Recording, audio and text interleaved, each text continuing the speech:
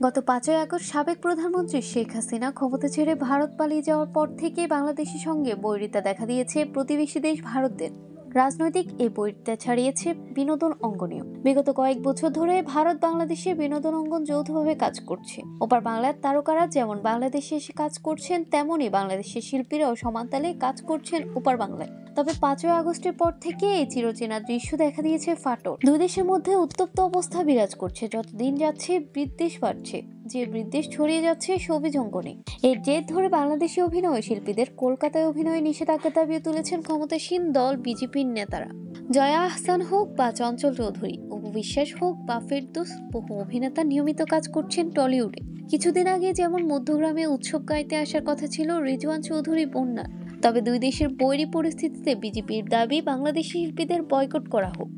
রবিবার বিজেপি সাংসদ শামীক ভট্টাচার্য সংবাদ মাধ্যমকে বলেন, এই মুহূর্তে বয়কট করতে হবে ওপার বাংলার শিল্পীদের।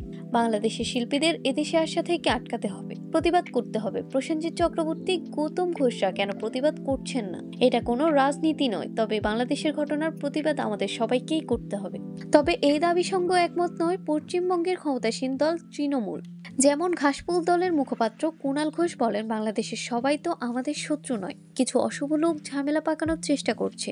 এই অবস্থায় ভারতের কোনো শিল্পী যদি বাংলাদেশের মানুষের গান শুনতে চায়, বা আমাদের বাংলার শিল্পী বাংলাদেশের মানুষকে গান শোনাতে চায়, আর দর্শকও শুনতে প্রস্তুত থাকে, তাহলে আমরা কেন আটকাবো? কেন এসব অশুভ ঘটনার সঙ্গে সংস্কৃতিকে জড়াবো?